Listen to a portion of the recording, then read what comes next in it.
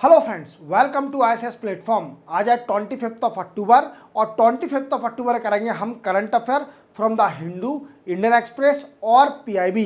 चलो video start करते हैं। देखो, जैसे कि मेरे वीडियो की स्पेशलिटी रहती है कि मैं पहले इंडेक्स बताता हूं कि पढ़ाने वाला क्या हूं, जिससे आपका वीडियो देखने में इंटरेस्ट बढ़े। क्लियर? तो देखो, सबसे पहले अपन पढ़ेंगे कि जो हमारे एक्सटर्नल अफेयर मिनिस्टर हैं एस जयशंकर, वो अभी कजान में हैं। हमारे मोदी साहब कल ही आ गए कजान से, जो कि मीटिंग चल रही है ब्रिक्स की। इसमें एस जयशंकर ने क्या स्टेटमेंट दिया over the issue of India and China border और द स्टैंड ऑफ। क्लियर? ये भी जानेंगे। Then after, Karmayogi competency model for civil servant. क्या है कि 3 साल पहले गवर्नमेंट ने एक कैपेसिटी बिल्डिंग कमीशन बनाया था, जिसने अभी एक कर्मयोगी ये मॉडल स्टार्ट किया है सिविल सर्वेंट के लिए। ये क्या है और इसमें कौन कौन से कॉम्पिटेंसी बोले हैं, कौन कौन से कॉम्पिटेंट सिविल सर्वेंट को रखना चाहिए और कौन कौन से मॉडल एडॉप्ट करना चाहिए जिससे उसकी कैपेसिटी बढ़ सके। क्लियर? क्लियर। दूसरा हम पढ़ेंगे 1000 crore venture capital fund for startup. Government of India ने क्या करा है, 1000 वेंचर कैपिटल बना दिया है for helping the space startup. कौन से स्टार्टअप? जो कि स्पेस के स्टार्टअप है, 20 to 35 स्टार्टअप, उनकी मदद करना। किससे? फाइनेंशियली मदद करना, जिससे क्या है हमारा स्पेस सेक्टर और एनहांस हो सके। क्लियर? चलते हैं आगे। और ग्रीन बोनस, क्या है ग्रीन बोनस और ये कौन सी स्टेट डिमांड कर रही है ग्रीन बोनस की, ये अपन डालेंगे। ठीक है? Then after, weather forecasting at village level, panchayat level, क्या है ये भी जानेंगे। क्लियर? ज़्यादा डिटेल में अपन आगे चलते हैं। क्लियर? देखो दोस्तों, S Jaishankar statement on India China border issue. जैसा कि आप जानते हो कि 2020 से मैं हर लेक्चर में बता रहा हूं और रिपीट भी कर रहा हूं, क्योंकि जो नए बच्चे आ रहे हैं मेरा वीडियो देख रहे हैं, तो उनको नॉलेज तो होना चाहिए बेसिक की। क्लियर? तो 2020 में इंडिया और चाइना के बॉर्डर पर इशू आ गया था, स्टैंड ऑफ हो गया था।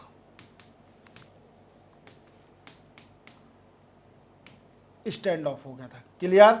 और दोनों कंट्री की आर्मी स्टैंड ऑफ, ठीक है, कई सारे इशू आ गए और किस जहां पर, ईस्टर्न लद्दाख में, ईस्टर्न लद्दाख में। अब इसको रिजॉल्व करने के लिए कई सारी मीटिंग हुई इंडिया और चाइना के बीच में। और आप जानते हो कि ना ही इंडिया वार चाहती है ना ही चाइना चाहती है, दोनों कंट्री अपनी इकोनॉमी पर फोकस करना चाहती है। ये भी कारण है। क्लियर? पाकिस्तान तो है नहीं कि लड़ने बैठ जाएगी, या फिर वेस्ट एशियाई कंट्री तो है नहीं इंडिया। इंडिया सोचती है कि वार is not a result of any question. क्या कह रहा बना है, वार is not a result of any question. Clear? क्या है, डिप्लोमेसी और डिप्लोमेटिक डायलॉग अगर साइन करते हैं, अगर राउंड टेबल कॉन्फ्रेंस होती है दोनों कंट्री के बीच में, वो एक कंसिक्वेंस निकलता है किसी भी क्वेश्चन का, वो एक आंसर है।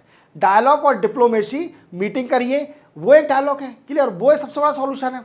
वार नॉट सॉल्यूशन यार। ये क्या है, इनोसेंट लोगों को वीकेंड से किल करता है। कई सारे लोग इनोसेंट लोग डाई हो जाते हैं, तो ये भी कारण है। क्लियर? वो मैटर नहीं करता है। ईस्टर्न लद्दाख में हुआ था। फिर 2019 में शी जिनपिंग की मीटिंग हुई थी मोदी साहब के साथ, इंडिविजुअली मीटिंग। अभी ये ब्रिक्स की मीटिंग चल रही है। कहां पर चल रही है? ब्रिक्स की मीटिंग कजान, रशिया में। कजान, रशिया में ब्रिक्स की मीटिंग चल रही है। अब क्या है, मोदी साहब आए थे और इसमें एक एजेंडा लेके गई थी, कौन? इंडिया की। मोदी साहब और शी जिनपिंग की मीटिंग होगी, इंडिविजुअली मीटिंग होगी on the issue of border area. क्या? On the issue of border area के मैटर पर, कि स्टैंड ऑफ खत्म हो जाए, इवन पीसफुल रहे बॉर्डर एरिया। तो इन दोनों लीडर की मीटिंग होगी और डेफिनेटली हुआ भी ऐसा ही। और दोनों ने डिसाइड किया कि डेफिनेटली वी रिस्पेक्ट, क्या बोला, 3 पॉइंट देखे, mutual respect, mutual trust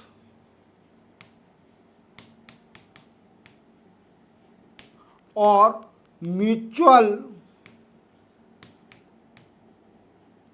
sensitivity. याद रखोगे, ये 3 पॉइंट दिए गए जो बॉर्डर पर है, ये 3 पॉइंट मेंटेन करे जाएंगे। क्लियर? क्लियर? तो दोनों के बीच में डिसाइड होगा कि बॉर्डर एरिया पर कोई नहीं होगा। क्लियर? अब एस जयशंकर का साहब का वो आया है स्टेटमेंट इसके ऊपर, क्योंकि वो अभी भी कजान में है। अभी मीटिंग चल रही है ब्रिक्स की, तो अभी भी वो कजान में, और उन्होंने बोला है कि इंडिया और चाइना के बॉर्डर का स्टैंड ऑफ क्लियर हो चुका है। क्या हो चुका है? क्लियर हो चुका है, क्योंकि पेट्रोलिंग भी स्टार्ट होने वाली है बॉर्डर एरिया पर। दोनों कंट्री पेट्रोलिंग स्टार्ट करने वाली हैं, और जो छोटे छोटे स्ट्रक्चर बने थे, जो कि बंबू बना दिए, टेंट बना दिए थे, या फिर स्ट्रक्चर बना दिए थे on the border area by China और इंडिया, उसको भी डीस्टेब्लिश कर दिया जाएगा। ये स्टेटमेंट किसका आया? ये स्टेटमेंट आया किसका? हमारे डिफेंस मिनिस्टर राजनाथ सिंह साहब का। राजनाथ सिंह साहब ने बोला है कि जो भी टेम्पररी स्ट्रक्चर बनाए गए हैं on the border area by India and China, that will be disestablish and patrolling process will again started in the border area of India and China. Clear? Clear हो गया इतना आपको? तो एच जयशंकर साहब ने क्या बोला है कि अब कोई प्रॉब्लम नहीं है, इंडिया और चाइना का बॉर्डर का जो स्टैंड ऑफ है वो क्लियर हो चुका है। अब वो जो जिसकी जो टेरिटरी होगी वो उस पर फोकस करेगा, इंडिया की टेरिटरी पर इंडिया फोकस करेगी, चाइना की टेरिटरी पर चाइना फोकस करेगी। क्लियर? क्लियर? तो एस जयशंकर साहब का स्टेटमेंट आ गया है। समझ गए पूरी बात को? चलते अपन नेक्स्ट न्यूज पर। देखो नेक्स्ट न्यूज बड़ी इंपॉर्टेंट है, याद रखना। ये इसलिए इंपॉर्टेंट है क्योंकि आप भी सिविल सर्वेंट बनना चाहते हो। आपका मेन फोकस है सिविल सर्वेंट बनना, और सिविल सर्वेंट बनने के साथ साथ आपको कर्मचारी नहीं बनना, आपको बनना है कर्मयोगी। क्या बनना है? कर्मचारी नहीं बनना, आपको एम्प्लॉय नहीं बनना, आपको बनना है कर्मयोगी। कर्मयोगी क्या? Dedicated worker, means dedicated worker. अब ये क्या है? देखो 3 साल पहले गवर्नमेंट ने एक कमीशन बनाया था जिसको बोलते हैं कैपेसिटी बिल्डिंग कमीशन। क्या बोलते हैं? Capacity building commission. इसका काम ये था कि सिविल सर्वेंट की एफिशिएंसी, वर्क एफिशिएंसी को एनहांस करना, ये इसका काम था। क्लियर? अब इसने क्या किया है? एक कर्मयोगी कॉम्पिटेंसी मॉडल निकाला है सिविल सर्वेंट के लिए। किस लिए निकाला है? कि कर्मयोगी कॉम्पिटेंसी मॉडल निकाला है कि उनका functional and behaviour competency we can say enhance हो सके। देखो पब्लिक सर्वेंट का मतलब क्या होता है? देखो पब्लिक सर्वेंट क्या होता है? पब्लिक सर्वेंट मतलब लोगों का, पब्लिक का नौकर। सर्वेंट माने नौकर होता है सिविल सर्वेंट। हालांकि सिविल सर्वेंट बोलने पर बड़ा अच्छा लगता है, और अगर सिंगल सर्वेंट बोले तो बड़ा गंदा लगता है। समझ रहे हो मेरी बात को? ये वर्ड की देखो, वर्ड की कॉम्बिनेशन देखो आप, कि अगर सर्वेंट आप सिंगल बोलते हो तो वो कितना गंदा लगता है कि नौकर बोल रहा है हमसे, और अगर आपसे सिविल सर्वेंट बोले तो आपको कितना अच्छा लगेगा। सिविल सर्वेंट अगर आपसे बोला जाए तो आपको कितना अच्छा लगेगा। हालांकि इसमें भी सर्वेंट ऐड है, उसमें भी सर्वेंट है, बट इसमें एक सिविल वर्ड ऐड हो गया है जो कि आपकी कैपेबिलिटी बढ़ाता है, आपकी इंटेलिजेंसी को दर्शाता है कि you have a capability and you we can say civil servant बनने लायक हो आप। समझ रहे हो मेरी बात को? और आप हो सिविल सर्वेंट भी। इवन अगर इन फ्यूचर बन गए, आप में से कई लोग बनेंगे सिविल सर्वेंट, ऐसा तो नहीं है, स्टेट के बनेंगे या फिर यूपीएससी क्वालिफाई करेंगे, पर बनेंगे जरूर। क्लियर? तो क्या है कि मोदी साहब चाहते हैं कि जो सिविल सर्वेंट है, अब देखो आपने कई बार देखा होगा कि कुछ लोग सिविल सर्वेंट बन जाते हैं, और सिविल सर्वेंट बनने के बाद उनका बिहेवियर चेंज हो जाता है, और फंक्शनल कैपेसिटी भी चेंज हो जाती है। बिहेवियर कैसा? कि उनको घमंड आ जाता है, घमंड आ जाता है, या फिर भी ईगो आ जाता है, और वो पब्लिक सर्वेंट नहीं रहते, वो सेल्फ सर्वेंट हो जाते हैं। क्या हो जाते हैं? सेल्फ सर्वेंट हो जाते हैं, पब्लिक सर्वेंट नहीं रहते। क्लियर? सिविल सर्वेंट बनने के बाद तो उस चीज को खत्म करने के लिए, उनका सिविल सर्वेंट का मेंटेलिटी चेंज करने के लिए, बिहेवियर चेंज करने के लिए, कि you are not a self servant, you are a public servant. आप पब्लिक के नौकर हो, आपकी वो पब्लिक की सुननी पड़ेगी। आपको बनाया इसलिए है, आपको घमंड नहीं, आप किंग नहीं हो, आप सर्वेंट हो। ये बात याद रखना। जो कहते हैं ना कि कई लोग कि आईएएस और आईपीएस एक किंग होता है, वो किंग नहीं है, वो एक सर्वेंट है। किंग तो गवर्नमेंट है, क्या है? पब्लिक सर्वेंट है, वो एक नौकर है आपका, उसको सुनेगा, चाहे वो आईएएस हो चाहे आईपीएस हो, और अगर नहीं सुनता है तो आपके पास एक से एक अथॉरिटी है, आप उसकी रिपोर्ट कर सकते हो। वी कैन से गवर्नमेंट के पास कई सारी पॉलिसियां बनाई हैं, कई सारी पोर्टल बनाए हैं जिस पर आप सिविल सर्वेंट की शिकायत कर सकते हो, आपको इमीडिएटली रिस्पॉन्स मिलेगा। तो किंग कौन है? किंग है गवर्नमेंट, ना कि आईएएस आईपीएस ऑफिसर, वो एक पब्लिक सर्वेंट है। क्लियर? क्लियर? तो देखो, बुरा मत मानना जो भी मतलब बनने वाले हो। क्लियर? ठीक है। अब क्या है दोस्तों, सुनो मेरी बात। फंक्शनल एंड बिहेवियर कॉम्पिटेंसी को एनहांस करने के लिए, और मोदी साहब ने बोला कि इसका मेन मोटिव है जो कर्मचारी है, कर्मचारी का बिहेवियर को चेंज करके, जिसको बोलते हैं एम्प्लॉय, एम्प्लॉय से चेंज कर कर उसको बनाना है कर्मयोगी। क्या बनाना है? कर्मयोगी। और कर्मयोगी क्या होता है? डेडिकेटेड वर्कर, डेडिकेटेड वर्कर्स, ये बनाना है उसको। क्या बनाना है? ये जो कैपेसिटी बिल्डिंग कमीशन था, जो 3 साल पहले सेटअप हुआ था, इसने एक मॉडल स्टार्ट किया है, कर्मयोगी कॉम्पिटेंसी मॉडल, सिविल सर्वेंट के लिए, जिसमें सिविल सर्वेंट की बिहेवियर और फंक्शनल एफिशिएंसी को एनहांस करना है, और उनकी जो आइडियोलॉजी है, जो कर्मचारी है, उसको चेंज करना है कर्मयोगी में। किसमें करना है? कर्मयोगी में। और कर्मयोगी का मतलब क्या होता है? Dedicated worker. अब कैसे बढ़ाएंगे? तो देखो क्या होगा, इसके अंदर चेक करा जाएगा सिविल सर्वेंट की कैपेसिटी को, उसकी कैपेबिलिटी को चेक करा जाएगा, और उसके कैपेबिलिटी के बेसिस पर ही उसको पोस्टिंग मिलेगी। क्या मिलेगा? कि उसको वो डिपार्टमेंट दिया जाएगा, उसकी कैपेसिटी के अकॉर्डिंग, उसकी एफिशिएंसी के अकॉर्डिंग उसको वी कैसे डिप्लॉय करा जाएगा। और एक आई गॉट पोर्टल बताया था मैंने आपको याद हो शायद, आई गॉट पोर्टल, शायद ये मैंने क्वेश्चन में बताया था, इसमें नहीं बताया। इसका फुल फॉर्म है integrated government online training portal. ये मैंने पोर्टल आपको शायद क्वेश्चन वाले वीडियो में बताया है, आई गोट पोर्टल। तो integrated government online training portal, इस पोर्टल में क्या है, सिविल सर्वेंट कई सारे कोर्स अवेलेबल है, और सिविल सर्वेंट अपनी कॉम्पिटेंसी को बढ़ाने के लिए इस आई गोट से कोर्स ले सकता है, ठीक है, ट्रेनिंग ले सकता है। तो ये पोर्टल है। क्लियर? अब मोदी साहब ने बोला कि कौन कौन सी ऐसे पॉइंट है, कौन कौन से ऐसे कॉम्पिटेंसी है जो सिविल सर्वेंट के अंदर होना चाहिए। क्या होना चाहिए? ऐसे कौन कौन सी कॉम्पिटेंसी है जो सिविल सर्वेंट के अंदर होना चाहिए। तो सबसे पहली है, देखिए, डेवलपमेंट। डेवलपमेंट मतलब विकास। क्या होना चाहिए? विकास, जिसको अपन बोलते हैं डेवलपमेंट। देन आफ्टर गौरव, गौरव होना चाहिए, प्राइड। देन आफ्टर एकता, एकता मतलब यूनिटी। कर्तव्य, कर्तव्य ड्यूटी। ये 4 कॉम्पिटेंसी हमेशा होना चाहिए सिविल सर्वेंट के अंदर। क्या होना चाहिए? विकास, डेवलपमेंट, गौरव, प्राइड, एकता, यूनिटी, और कर्तव्य, ड्यूटी। क्लियर? अब गवर्नमेंट ने कितने कॉम्पिटेंसी दिए हैं? देखो, गवर्नमेंट ने 34 कॉम्पिटेंसी बोले हैं कि सिविल सर्वेंट के अंदर इतने कॉम्पिटेंसी होना चाहिए, और 34 में से अधिकतर जैसे फंक्शनल है एंड बिहेवियर है। अब देखिए, इसमें वी कैन से 21 ही है बिहेवियर,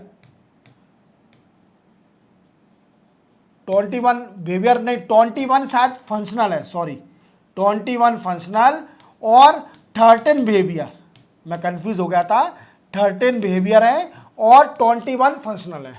क्लियर? अब बिहेवियर कौन कौन से, जैसे we can say self enhancement awareness. Clear? Functional में क्या होगा, जैसे citizen centric,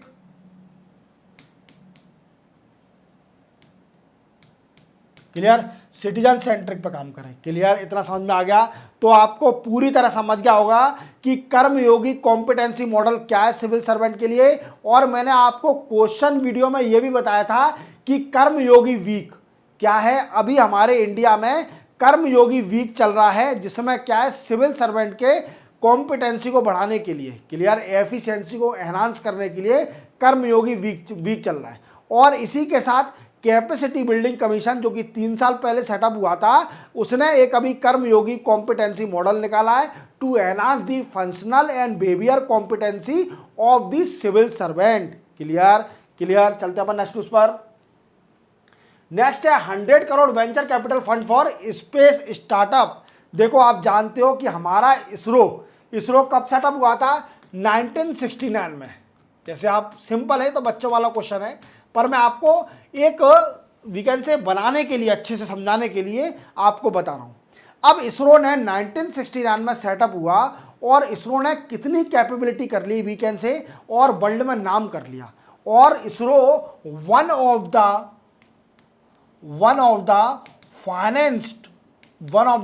finance institute for space technology,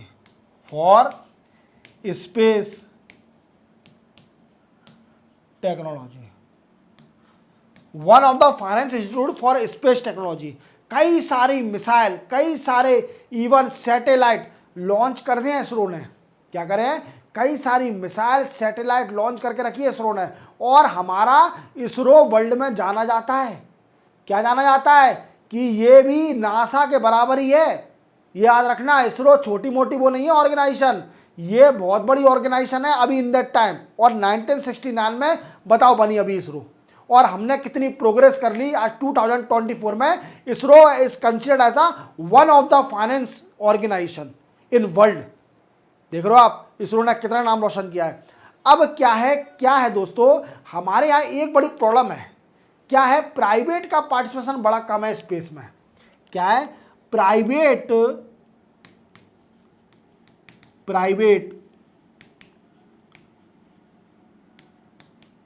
participation बड़ा ही कम है। किसमें? वीकेंड से इसमें अपना स्पेस में। क्लियर? तो क्या है? प्राइवेट पार्टिसिपेशन बड़ा कम है, तो इसके लिए गवर्नमेंट कई सारे प्रयास कर रही है। अब बोल रही है कि अगर कोई भी इंडिया में स्टार्टअप है, उस पर कोई आइडिया है और उसका आइडिया बड़ा ही अच्छा है और वो स्पेस से रिलेटेड है, तो उसके लिए गवर्नमेंट ने 1000 करोड़ वेंचर कैपिटल फंड बना दिया है। क्या बना दिया है? 1000 करोड़ वेंचर कैपिटल फंड बना दिया है। इसमें 30 से 35 स्पेस स्टार्टअप जो कि एफिशिएंट होंगे, 30 to 35 स्टार्टअप, उनको फंड दिया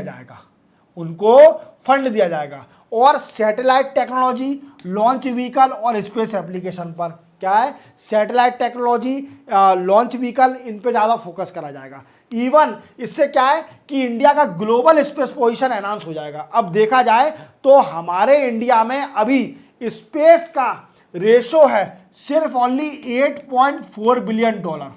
कितना है हमारा कंट्रीब्यूशन है स्पेस का हमारी इकोनॉमी में? 8.4 बिलियन डॉलर स्पेस का इतना है, और इसको बढ़ाकर ले जाना है 44 बिलियन डॉलर तक। 44 बिलियन डॉलर तक ले जाना है। अब गवर्नमेंट समझ गई है कि it is not a single public work, इसमें प्राइवेट का भी पार्टिसिपेशन चाहिए। अगर स्पेस को बढ़ाना है तो क्या करना है, स्पेस की इकोनॉमी या स्पेस का स्पेस का कंट्रीब्यूशन बढ़ाना है अपने जीडीपी में, तो प्राइवेट का भी इन्वॉल्वमेंट चाहिए। अब इसके लिए जो बड़े बड़े स्टार्टअप हैं स्पेस के, तो गवर्नमेंट क्या करी है, उनके लिए 1000 करोड़ वेंचर कैपिटल फंड बना दिया है। वेंचर कैपिटल फंड जिसमें 30 to 35 स्टार्टअप को मदद करी जाएगी। 10 से 20 करोड़ रुपए तक पर स्टार्टअप को दिया जाएगा। कितना? 10 से 20 करोड़ तक उनको दिया जाएगा, जिससे वो नए नए स्पेस टेक्नोलॉजी को बना सकें। जैसे मैंने आईडेक्स स्कीम बताई थी आपको। आईडेक्स स्कीम क्या थी कि जो भी स्टार्टअप है, जो भी इनोवेटिव आइडिया है, उनको मदद कर रही थी गवर्नमेंट रिलेटेड टू स्पेस और रिलेटेड टू डिफेंस। क्या है? Related to arm and ammunition, defence and space. ठीक है, ऐसे ही 1000 करोड़ वेंचर कैपिटल फंड बनाया है इंडिया ने, जो कि स्टार्टअप है रिलेटेड टू स्पेस उनकी मदद करेगी, पैसा देगी उनको। अब दोस्तों मैंने बताया कि इंडिया का टारगेट क्या है कि $44 बिलियन तक स्पेस की वीकेंड मार्केट को ले जाना है। और अभी कितना मार्केट है, सिर्फ ओनली $8.4 बिलियन का मार्केट है स्पेस का। देख रहे हो अब कितना कम स्पेस का मार्केट है। तो अभी हमारा ISRO one of the finest space organisation in the world, तो अभी उसको फाइनेस्ट स्पेस ऑर्गेनाइजेशन माना जाता है वर्ल्ड के अंदर। आप समझ रहे होंगे मेरी बात को, मैं क्या कहना चाह रहा हूं। अब ये फंड खर्च कैसे किया जाएगा, देखो सबसे पहले क्या किया जाएगा, इसमें फंड में 10 करोड़ रुपए दिए जाएंगे, फिर 25 करोड़, फिर 35 करोड़, ऐसे पैसे खर्च करे जाएंगे, वो मेन नहीं है। क्लियर, तो आप पूरी तरह समझ गए होंगे। आपको मेंशन करके क्या आना है, सिर्फ ओनली ये मेंशन करके आना है कि government has set up the 1000 crore venture capital fund to help the space startup, और इसका टारगेट है to enhance the market capability of the space from $8.4 billion to $44 billion. समझ रहे हो मेरी बात को, मैं क्या कहना चाह रहा हूं। क्लियर हो गया। चलते अपन नेक्स्ट न्यूज पर। नेक्स्ट है ग्रीन बोनस। देखो ये बड़ी इंपॉर्टेंट न्यूज है, ग्रीन बोनस। आप देख पा रहे होंगे ये हिमाचल प्रदेश के सीएम हैं जो जिनका नाम है सुखविंदर सिंह सुक्खू। इन्होंने बोला है कि ग्रीन बोनस जो फंड है ये मिलना चाहिए हिली स्टेट को। क्या मिलना चाहिए, ये डिमांड कर रहे हैं कि जितनी भी हिली स्टेट है उनको ग्रीन बोनस मिलना चाहिए। क्या मिलना चाहिए, ग्रीन बोनस मिलना चाहिए। अब ग्रीन बोनस होता क्या है, इससे होगा क्या, तो आप ये जानिए। सबसे पहले क्या है, ग्रीन बोनस से होगा क्या।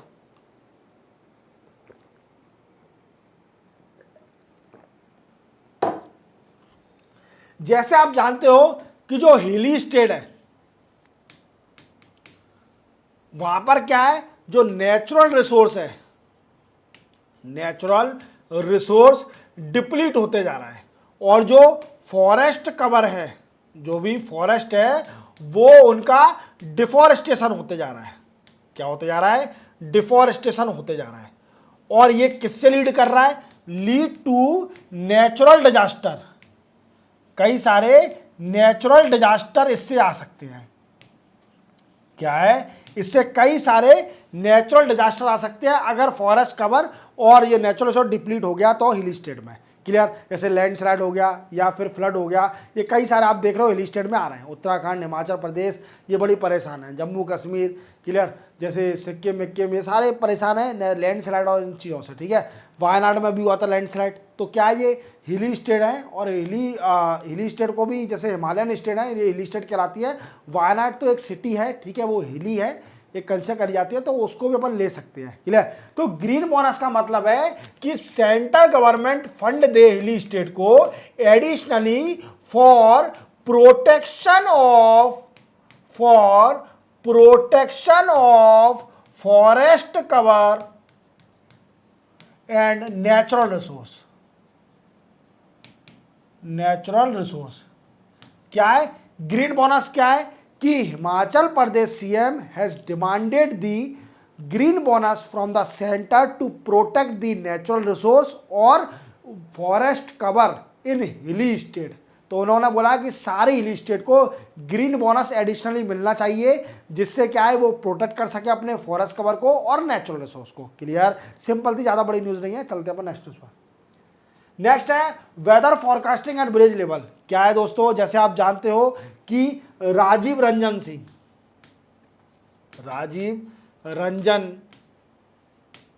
सिंह ये यूनियन मिनिस्टर है पंचायत के।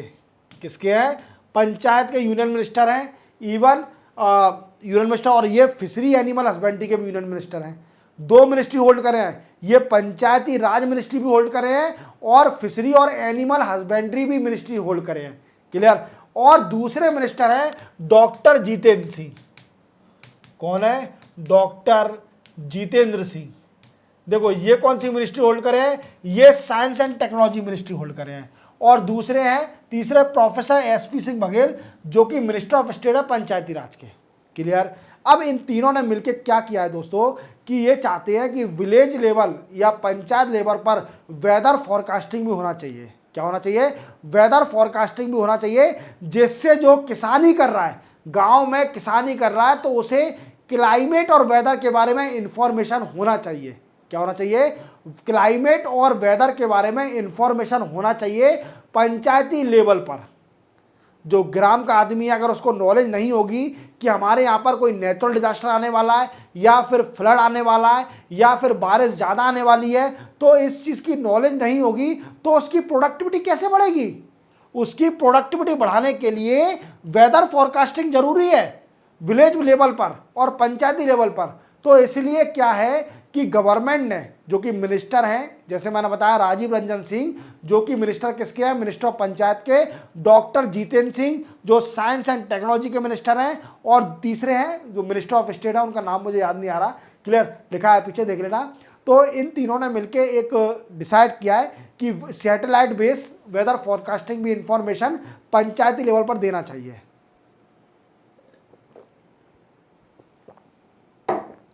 उससे क्या बेनिफिट होगा, उससे ये बेनिफिट होगा कि जो किसान काम कर रहे हैं पंचायती लेवल पर, ग्राम पंचायत में, तो उनको वेदर की नॉलेज मिल सकेगी, और अगर उनको वेदर की नॉलेज होगी तो उनकी एग्रीकल्चर की प्रोडक्टिविटी भी बढ़ जाएगी।